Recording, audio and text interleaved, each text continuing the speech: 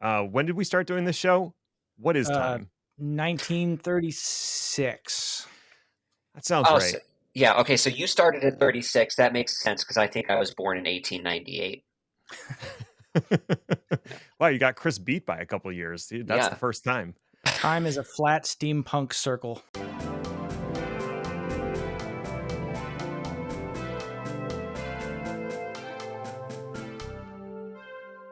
Hello, alleged human, and welcome to the Chaos Lover podcast. My name is Ned, and I'm definitely not a robot. I'm a real human person who has progeny that I enjoy being around, and definitely don't lock myself in a basement for several hours every day. With me is Chris, who's also here. Hi, Chris. You know, at a certain point, you're going to have to stop with lying to yourself and others. We all know that children lock you in the basement, and we all don't blame them. We all don't blame them. I have a very sad story involving me being 7 and being locked in the basement, but this is probably not the time or the place. Save that for the therapist. And besides which, we have a special guest. How about that? Sarah with an H, Autumn, is joining us. Hi, Sarah. Hey, Ned. Hey, Chris. How you doing? Good Well, morning, are you familiar afternoon. with the Ben Folds 5 song Zach and Sarah? Or it might just be Ben Folds. So I'm familiar with Ben Folds, but I am not familiar with that particular song. Do I need to listen to it now? I mean, we could just pause everything and listen to it. Right. No, We I'm just pretty sure it's on one of his solo albums, and it is, in fact, as the kids say, a banger. it is a banger. And nice. it starts with Sarah without an H was getting bored on a PV amp in 1984. And so I remembered your name has an H, and then I had that song playing in my head for several days.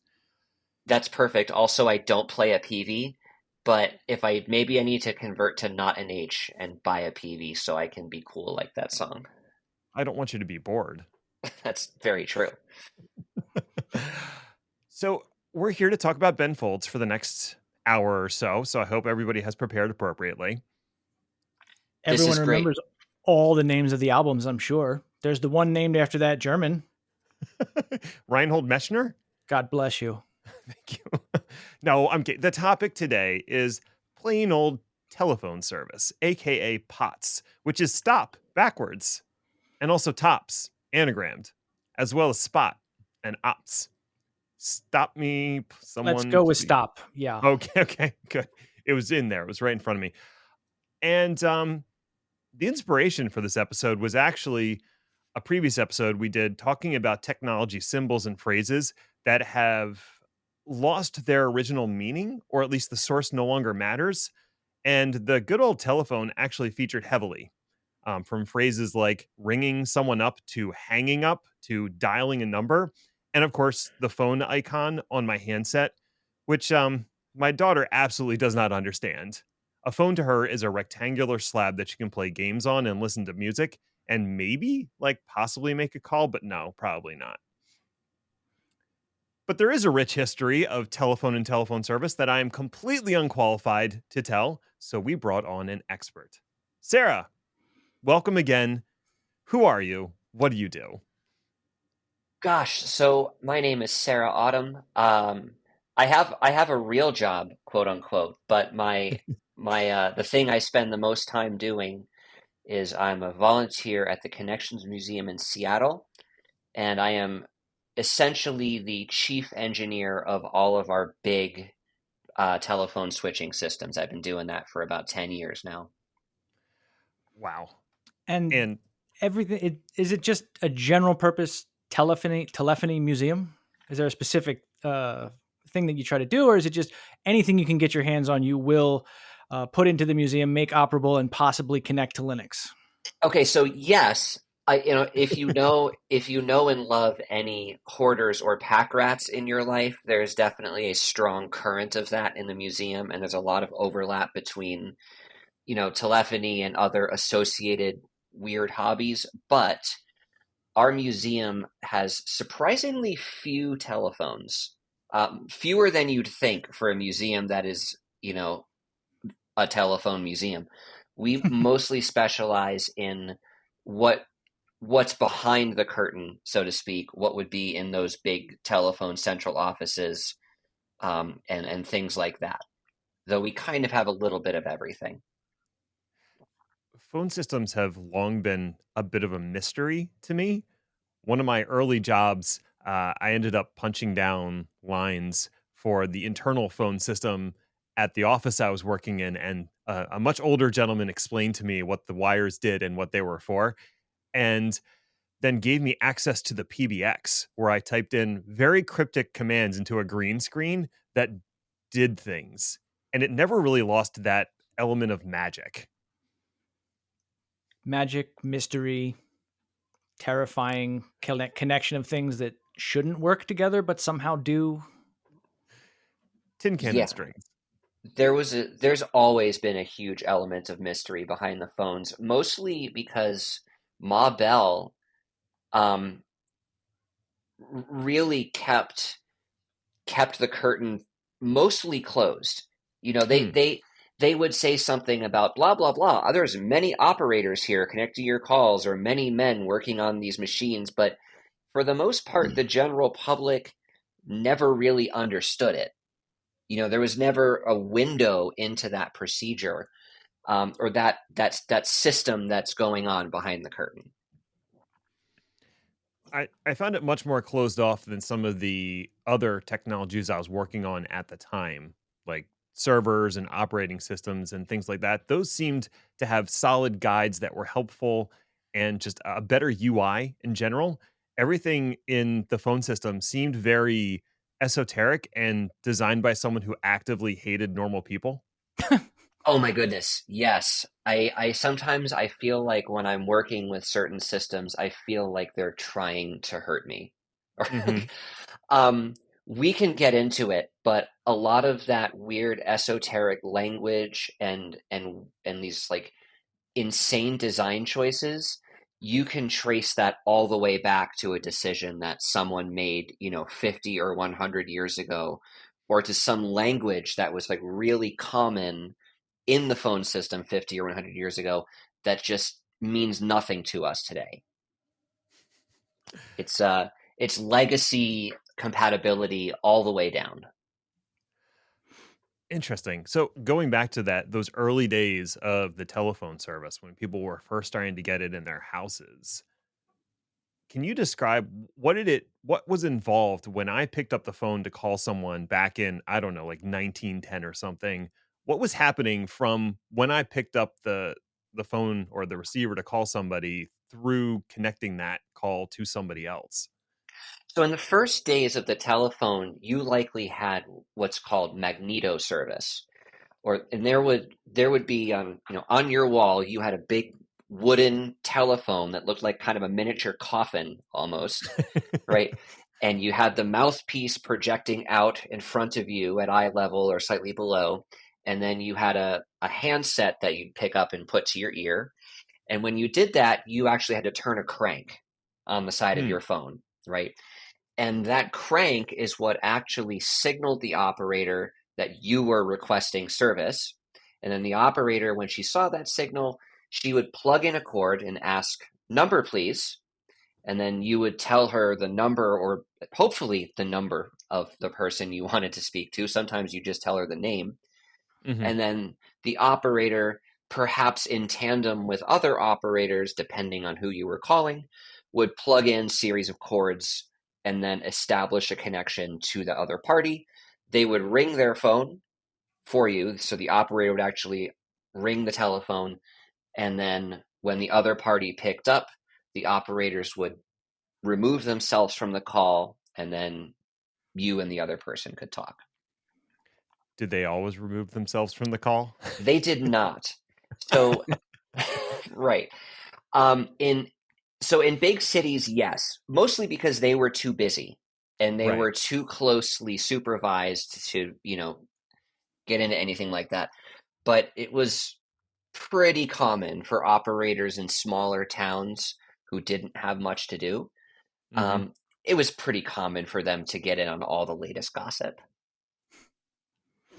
And when the systems first started, Do you know, like from a historical perspective, was this the expectation that everyone was going to have a phone at some point, or was it always when it was originally created? Was it supposed to be just for a very narrow scope of people?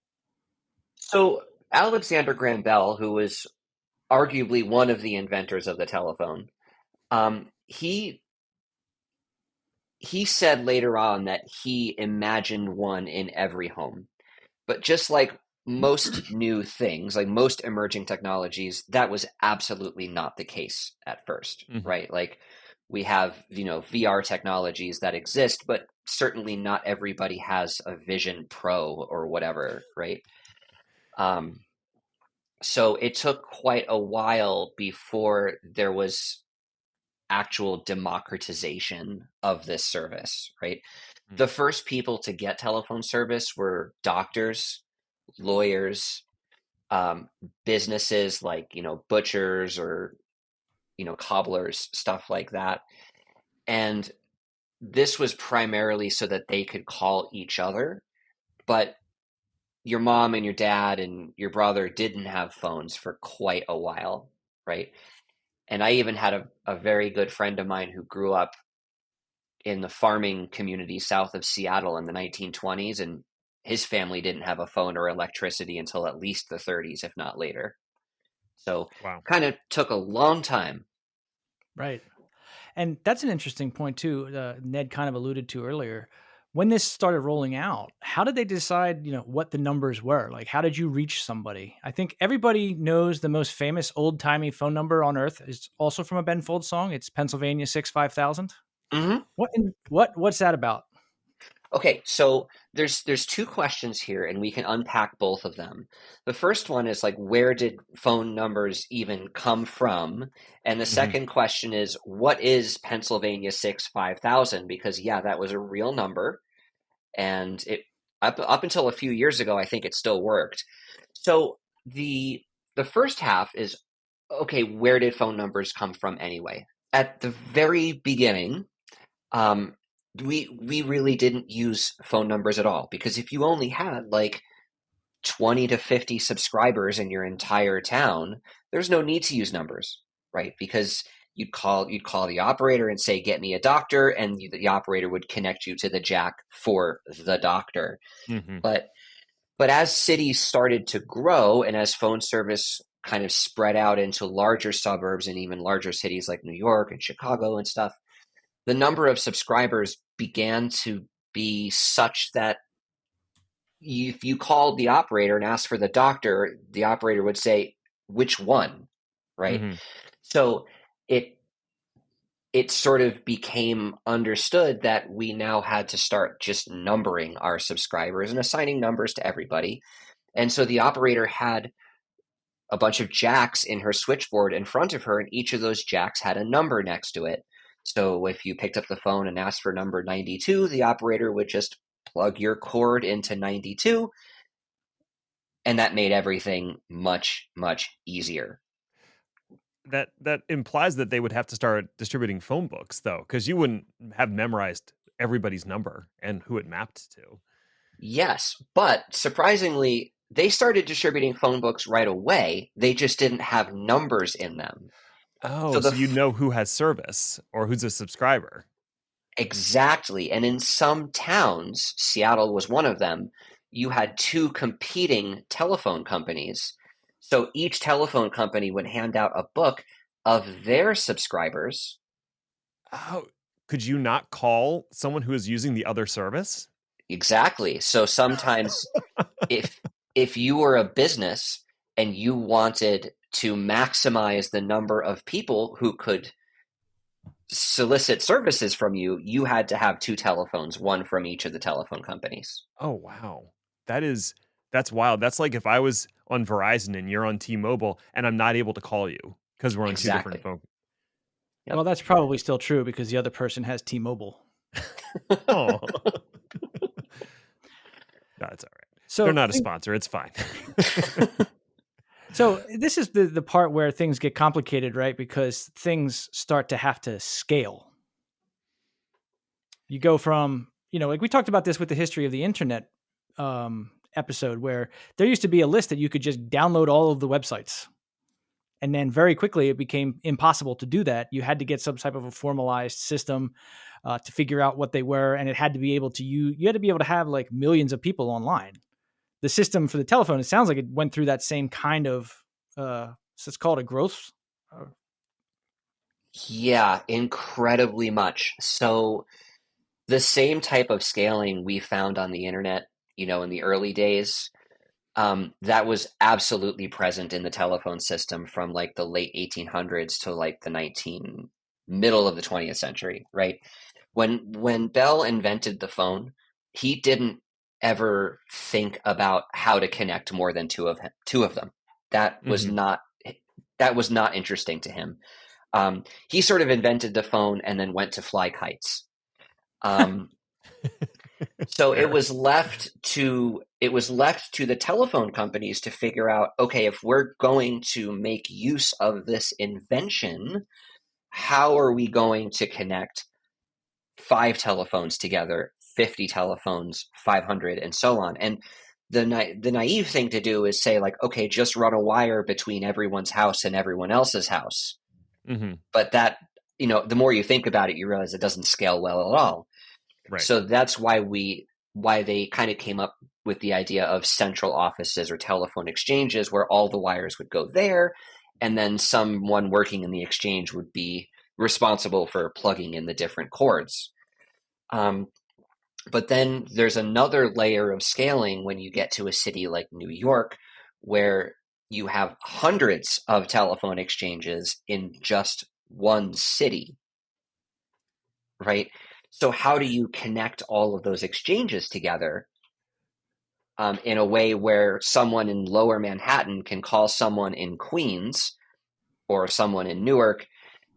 It just becomes like a mind-boggling problem. And besides the just purely technical aspects of that, one of the problems was, how do we assign numbers to everybody, Mhm. right? And this gets at to the question that Chris was asking earlier about the Pennsylvania 5,000. Like, what does that even mean? So, um, in the earliest days of phone numbers, you just had a number. Like your phone number, Ned, might be 2. Chris, your phone number might be 12, and my phone number might be 1 because I'm so cool. But if you have more than one exchange in a city, right, you have exchange A with all of their phone subscribers and exchange B with all of their phone subscribers. How does someone call from A to B? Well, if I'm in exchange A and I wish to call exchange B, I have to say, I would like the number 5 in exchange B. And that operator would have to make a connection over something called a trunk line to exchange B. Well, the telephone company eventually got creative with this, and the exchanges started getting names, right? And the Okay. names were often um, locally important landmarks or local names of streets that the exchange was on, right? So in New York, you got exchange names like Pennsylvania, Cortland, Exeter, uh, Waverly, Juniper, whatever. And Mhm. then if I wanted to call somewhere across town, I would say I want Waverly 62841, and that exchange name became the identifier. And we're still in the period where this is all being done by humans. So you'd pick up the phone and you would say who you want to connect to. It's not like you were trying to dial this in through like a rotary or something like that, right? Right, exactly. So there were exchange names that were still connected. And this was, back in the human operator days. That didn't work once we wanted to move to like dialing though. Or it wasn't even dialing first. It was the rotary phones, right? Well, so this goes back to the whole words thing. The word dialing particularly refers to the rotary phone with the thing that you spin with your index finger. Right. So, We'll provide a graphic for everybody who was born after like 1992 yes, because they have no exactly. idea. Right.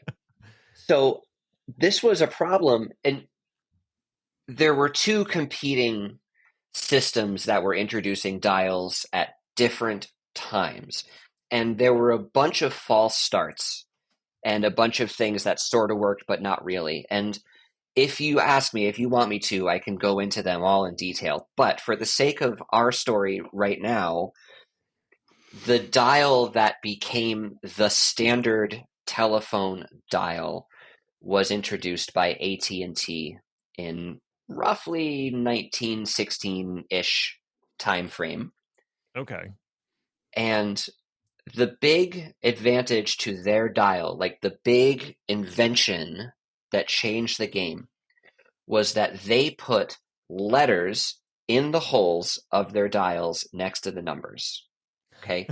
Okay. So if you look at a picture of an old telephone, you'll see each hole in the dial has a number, starting at 1, going all the way up through 9, and ending at 0. And then the holes 2 through 9 each have a few letters in them. And what those letters allowed people to do was dial the exchange name. So like Pennsylvania 6, 5000, they would stick their finger in the hole that had the letter P in it and dial that. And then the letter E hole for Pennsylvania 6. And AT&T was so proud of that because now people don't have to remember these long 7-digit numbers. They can just remember a name and then some numbers. Right. And that followed us up to the modern day where phone numbers still sometimes have words in them that translate to numbers, especially if you're trying to get like a catchy one for your business. Like if you're an insurance company, it could be like I fell or something. 1-800 mattress. Yeah, exactly. That was the one I was thinking of. Yeah, the 1-800 mattress is like burned into my brain from TV as a kid. You leave off the last S for savings. Oh my God. Thank you for that. Okay, so I remember when I was a kid, there was an older restaurant in the center of town, and its sign still had, I guess, the original exchange name on there because it was a few letters, dash, and then the 4-digit number for them. Because I guess the sign was just that old. At what point did we start abandoning having letters in the exchange? So it wasn't an overnight change, and it took place at different times in different parts of the country. But certainly in the big East Coast cities, around the mid 1960s, the phone company was very, very much pushing to abandon exchange names because they were running out of them. Hmm. Um, so, with the numbers that are present in the dial of your telephone, you can only make so many unique names, right? Hmm. Because to the telephone switching equipment, it doesn't see the name, it just sees a number, right? So if I dial the Parkway Exchange, that's PA, and that's 72. That's what it actually translates to as far as the exchange equipment. Well, Parkway, Parkview, Parkland, and Randolph all use the same number 72. So I can only ultimately use one of those names, right? And on the other hand, there are certain numbers that it becomes very difficult to find a name that makes sense, like 9, 8, right? Because 9 is like WXY, I think. I don't remember without looking at the dial. It's But it's like very small hard. consonants. Yeah. Yeah, it's like hard to find names that begin with those letters, so it removes a whole bunch of possible exchange numbers that I could possibly have. Okay. I remember it was probably when I was a teenager, we started having to dial 10 digits instead Hmm. of just 7 All the Hmm. time. all the time. Before that, it would make an assumption you were in a particular area code and you only had to include the area code when you were dialing out. Hmm. When did area codes become a thing? So the very first area codes were used by customers in Englewood, New Jersey in 1951, although operators had been doing it for much longer than that. But the first customer dialed area codes specifically in the town of Englewood. And that was because AT&T installed a special long-distance switching machine in Englewood that allowed those customers to dial their long-distance calls directly. Okay. So like prior So to that, if you wanted to call long distance, you would just dial the operator and say, I want to place a call long distance. absolutely. And even after that, for everywhere but Englewood, you still had to do that. But by about 1958, direct long distance dialing had been introduced for just about everyone in the continental US. And that's when really 99% of people didn't have to go through operators anymore. Okay. So if I'm thinking about like the structure of the phone system, and correct me where I get this wrong, but I've got the individual phones at everybody's houses that are connected via a line directly to a central office. Mm-hmm. And then those central offices are connected to each other locally via trunk lines. That's exactly right. Yep. And then is there one big giant central office that connects to the next big one in a different area code, or is it a little more loosey goosey than that? No, you're kind of right. There, think of it like a little pyramid, right? Where all Hmm. of the little tiny local central offices are at the bottom. And then as you get up the layers of the food pyramid or the telephone pyramid, right, the central offices get bigger and bigger and bigger, right? And your call is going to start at your little tiny town office, and then it's going to progress up the network as high as it needs to go to get, across the country to your destination. And it won't necessarily go to the top of the pyramid. It'll only do that uh, if there's no other path. But it kind of climbs the pyramid as high as it needs to, makes its way to the destination city, and then climbs back down on the other side. Okay. Now, talking about those central offices, one of the reason that I reached out to have you on the show is because I watched a ton of your YouTube videos where you walked through these different machines that were in the central offices over time. Can you sort of describe the evolution of those systems from like the earliest mechanical ones up to something a little more modern? Yeah, so there are a lot, but I will try to keep it I'll try to keep it entertaining here. So the very first successful no, wait, we got to go back. I have to talk about the steel ball model train phones. There were a lot of false starts.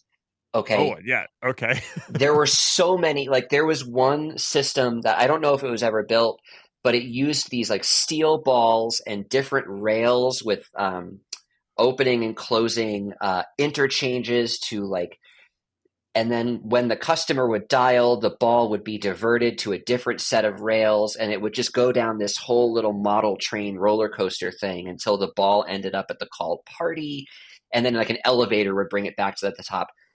Ned, there were so many insane phone systems. If that sounds unhinged to you, it A little completely bit. is. Yeah. Awesome. Um, but sorry, the first successful electromechanical telephone system was invented by this undertaker in Kansas called Almond Strouger. And there's a bunch of old wives' tales about why he did this, and we have not been able to independently verify that any of them are true. But in any case, he took some metal pins, like little tiny nails, and a round hat box, and he figured out this way where if he could use like a ratchet mechanism to rotate these pins around, you could make different connections to different people by rotating this cylinder thing around with pins projecting out from it, right? Hmm. So this was kind of a half-baked idea, but he sold the idea to this company called the Automatic Electric Company, and they developed it into a workable system, which is now known as the Strouger or step-by-step system. And it involves these wipers moving across rows of contacts as the customer physically dials their telephone. So basically, your dial is responsible for physically moving these wipers up and around these contacts. And you could, YouTube and you could see videos of these things in motion. They're quite loud and very fun to watch. Yeah, and they're 100% like mechanical. There was no computer really involved in this because computers didn't exist yet, or at Absolutely, least. 100% mechanical and 100% controlled by your dial. Like there was no brain working Hmm. behind the scenes.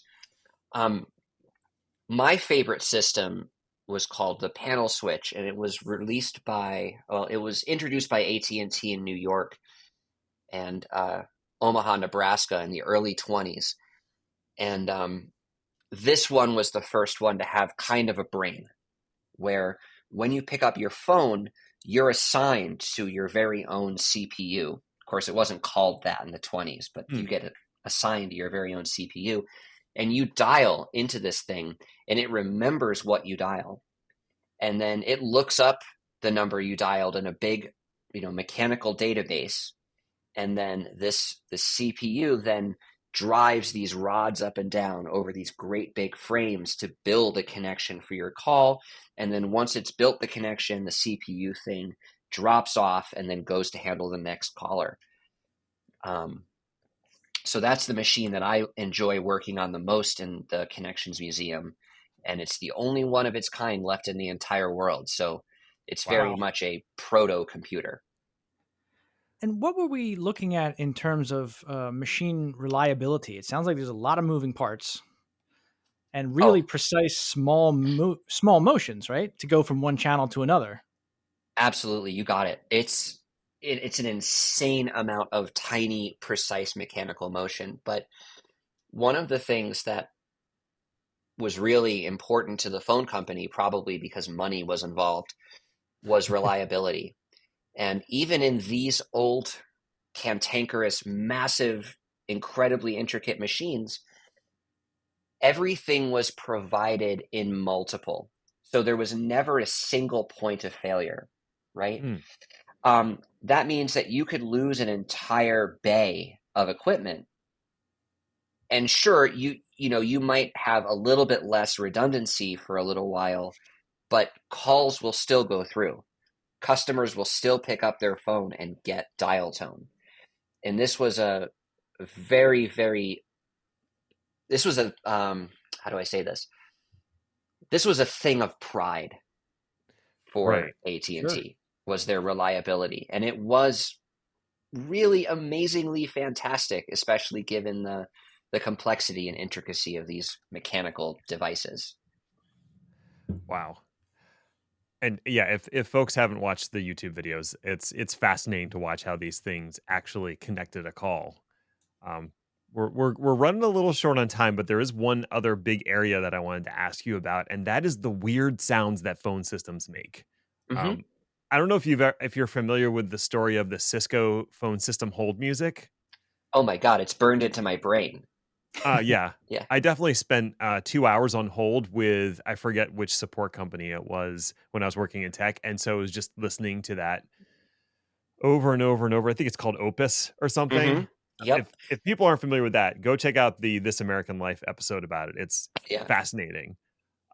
But there's a bunch of other sounds that phones make that aren't that, which is like the ringing sound, the busy sound, all kinds of like Phone where do off the those hook sounds sound. come from? So in back in the days of operators, like way early on, you didn't really need to have that many sounds, right? Because the operator would tell you what was going on. She would say, "The number is busy now," or "I'm ringing for you." Um, but as machines started to enter the picture, and even in the later days of operators, there needed to be some way to communicate to the customer what was going on with their phone call. Hmm. So they put these machines in the central offices, and those machines were responsible for generating the the current to ring the bells in the actual physical telephone, and then also transmit back a ringtone to the calling party so they knew, and then of course dial tone, busy, and everything else. These machines were super, super cool. These big, it almost looks like a lathe is the best way I could Huh. describe it. This big Okay. spinning thing with a motor on one end and a long shaft, and all along this shaft are different bits that are all spinning at different angles and different speeds. Um, we have a YouTube video about them. We have several, actually. You should check it out. But these old ringing machines, as they were called, produced very distinctive and unique sounds, and they all sounded a bit different, just because of the different speeds and different outfits on all of them, I guess. And yeah, it was much more interesting than the sounds we have now, which no matter where you call in the US, it all kind of sounds the same, right? Right. Oh, so your phone system actually had character. If I was calling somebody and I then went to a different city and called somebody, I might hear slightly different sounds or at least tones of those sounds based off of the ringing machine that I was connected to. Oh, 100%. Because every little private branch exchange or PBX or company that you called, or if you went down to Georgia, the phone system would sound way different than if you were in New York City or Nebraska or San Francisco or whatever. I have to wonder what kind of ringing systems they had over in Europe because their ringing sound is so wildly different than the US ringing sound. Hmm. And I don't know if that was always true or if that was something that happened after these ringing machines were retired. So I've seen the original. So I've been to Germany, I've been to the UK, and I've seen their old ringing machines. Um, so I know they have in a lot of places they have like the double ring, right? It's like, brrr, brrr. Yeah. Okay, that's like the traditional UK ring. They also had spinning machines, but their spinning machines generated the sound a little bit differently than our spinning machines did here in, you know, the good old US of A. So like the design choices of the spinning machines that were made back in the I don't know what 1930s is Yeah, that and sort of earlier. Yeah. and earlier that is with us all the way to today because we mock up those ringing sounds when you call somebody. Right. And I think to me the first time I even saw one of those machines, it blew my mind because from a modern perspective where we just have computers that can generate any tone you want anytime with ease, right? You look at one of these enormous lathe-like spinning machines, and my first thought is like, why does this have to exist?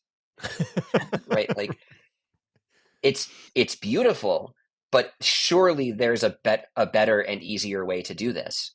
But it turns out that in 1920, when this particular machine I'm talking about came around, there really wasn't. Right. Because before computers, before really even vacuum tubes, I mean, we were just at the very, very beginning of vacuum tubes, right? How are you going to generate a wiggly wave? Well, I guess spin something really fast and see what happens. Right. Um, and yeah, and to your point, those sounds or evolutions of those sounds exist all the way through the history of the telephone network and all the way to today. The sounds did change over time, but like the cadences are still the same, right? Like so, the busy sound you hear, it's still the same. The rate of interruption, right? Brr, brr, brr, whatever. Mhm. All right. Last question. Yep. What is your favorite story or fact from the museum? Oh my God. All right, hang on. I'm gonna have to think about that for just a second. You can cut this Sure. part out, right? Um, because there are just so many, right? Like it's like you're given the ocean and told like, hey, so pick a fish. Um, We won't hold you to this. If you change your mind later, that's okay. okay, so I'm gonna have to make this quick. I went all the way from Seattle to Connecticut to get these incredibly rare items for one of our switching systems. Last ones in the world, couldn't believe they existed. And when I brought them back to Seattle, it was incumbent upon me to rebuild them and reintegrate them into our switching system, right? But unfortunately, the original telephone company had just taken a hacksaw to these things and ripped out all sorts of parts left and right. So while I had the equipment, I still had to do a bunch of kind of TLC to replace these original parts, right? Mhm. Anyway, I go to our storage unit and I find one of these spare parts. We have one left. I'm so lucky because this is 100% necessary to get this beautiful piece of equipment working. I put it in, wire it all up, start the thing up, and it blows a fuse. Oh my God. Okay. So I take the part out, get the thing working again. Fuse is fine. Okay. I put this little box thing back in that I got, blows a fuse. I spent, I'm not kidding you, like 2 months troubleshooting this stupid thing to the point of ripping out, hundreds of wires and rerunning hundreds of individual wires trying to figure out why this specific thing was blowing a fuse. And finally, I went to talk to one of the old guys, my friend Les, who's sadly no longer with us, and I miss him dearly. But he said, "What's wrong?" And I told him this long, long, long story, exhaustive troubleshooting that I had done. And Les just kind of looks at the floor and thinks for a minute, and he goes, "Well, did you use the extra washer?" And I look at him like, "What do you mean? Like, what do you mean the extra washer?" And he's like, "Yeah, well, when you put in those 280 type relays, you always got to use an extra washer." And I said, "Les, I used the mounting hardware that came in the box, like the screw and the washer." He's like, "No, no, no, throw that away. Let me get you an extra washer." So he goes and finds me this extra washer from his drawer, his junk drawer. And I put the thing back together and it works beautifully. Wow. And it took my 98-year-old friend who's been doing this for 40 years or 50 years, it took him to tell me that, yeah, that I needed to use an extra washer that had not come in the original packaging with this part. Not Wow. all of the wisdom makes it into the manual. Wow. Just an extra washer. That's what did it. Well, Sarah, thank you so much for being a guest today. This was fantastic. I think we could pepper you with questions for the next like 6 hours, but I think you're Mhm. somewhere nice and you probably want to get back to that. So I think we'll just leave it there. That sounds great. We're going to go see a volcano. Woo! All right, don't throw Joe in. He's all right. He's a good guy. Um, and yeah, thank you once again for being on the show. We'll include links to the YouTube channel and the museum. Is there anything else you'd like to mention to listeners for them to check out? Nope, that's it. Thanks, Ned. Thanks, Chris. It's been a pleasure. Hey, thanks for listening or something. I guess you found it worthwhile enough if you made it all the way to the end. So, congratulations to you, friend. You accomplished something today. Now you can go sit on the couch, pull out an old rotary phone, and try to dial Pennsylvania 65000. You've earned it. Big thanks again to Sarah Autumn for joining us on Chaos Lever. If you have a suggestion for a guest, we are totally up for it. You can go to our LinkedIn page or go to chaoslever.com and leave a message. And you can also find show notes, blog posts, and general tomfoolery there. We'll be back next week to see what fresh hell is upon us. Ta-ta for now.